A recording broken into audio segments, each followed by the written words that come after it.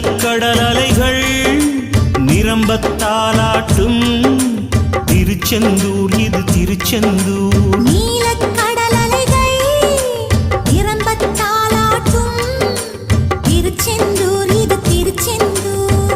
ஆழிப்பேரலை அடங்கி நடந்தது அது எந்தூர் இந்த திருச்செந்தூர். ஆழிப்பேரலை அடங்கி நடந்தது அது எந்தூர் இந்த திருச்செந்தூர். திருச்செந்தூர் இது திருச்செந்தூர். திருச்செந்தூர் இது திருச்செந்தூர்.